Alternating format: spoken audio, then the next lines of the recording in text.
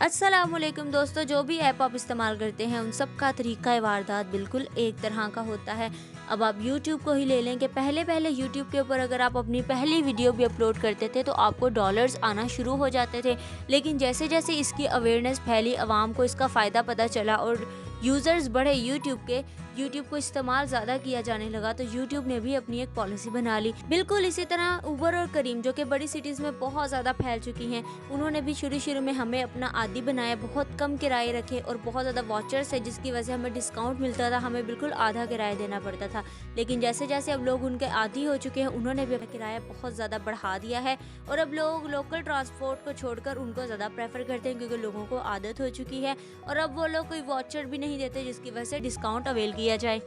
इन सब मिसालों को देते हुए अब मैं आपको मेन बात बताती हूँ कि व्हाट्सएप ने भी हमारे साथ यही काम किया है कि व्हाट्सएप पहले भी हमारा सारा डाटा देख सकती थी, एक्सेस कर सकती थी, लेकिन अब उन्होंने इस बात को पब्लिक कर दिया है, आपसे परमिशन ली है क्योंकि उन्हें पता है कि बहुत से लोग बगैर पढ़े ही उनकी पॉलिसी को टिक कर देते हैं और अगर उनसे कोई बड़ी एजेंसीज पूछेंगी तो वो बता सकते हैं कि जी हमारे पास डाटा इसलिए मौजूद है, हम डाटा को इसलिए एक्सेस कर सकते हैं क्योंकि लोगों ने पॉलिसी को टिक किया हुआ है। तो जी मार्क ज़ुकरबर्ग साहब ने कहा है कि हम आपका डाटा पढ़ सकते हैं, पर वो पहले भी सकते थे, अब उन्होंने दरअसल आपको बता दिया है। वो क्या, कोई भी बड़ा हैकर जो है आपका डाटा एक्सेस कर सकता है और पढ़ सकता है क्योंकि जब आप किसी को व्हाट्सएप के ऊपर या फेसबुक के ऊपर मैसेज करते हैं वो किसी कोड में कन्वर्ट हो जाता है। वो कोड आम इंसान की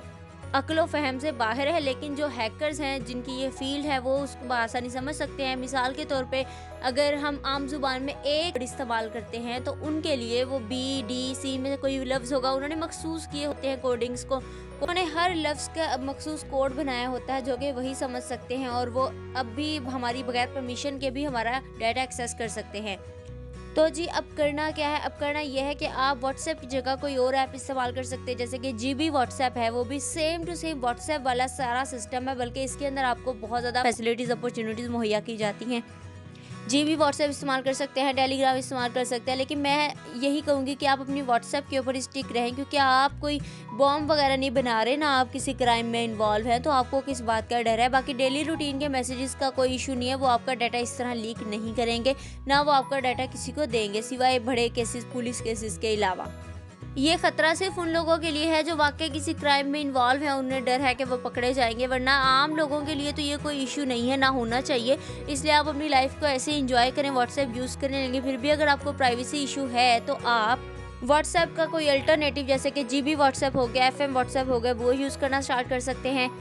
दूसरी बात ये कि आप बिल्कुल मत डरें, वो इतने फारिग नहीं है कि एक-एक बंदे की चैट निकाल के उसको पढ़ेंगे। उन्हें जहाँ पे डाउट होगा, जहाँ पे उनका सिस्टम कहेगा कि हाँ ये चैट जो है ये काबिले रीड है, इसको देखा जाए कि इसमें कोई ऐसी वर्डिंग यूज़ की गई है जो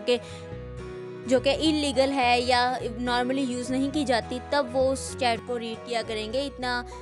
आसान नहीं है इतने मिलियन लोगों के चैट्स को रीड करना, वो भी डेली रूटीन की, नाम वो इतने फारिग हैं। तो जी उम्मीद है आज की वीडियो आपको बहुत इन्फॉर्मेटिव लगी होगी। अगर इन्फॉर्मेटिव लगी है तो लाइक कर दें। मिलते हैं अगली वीडियो में, तब तक के लिए अल्लाह हाफिज़।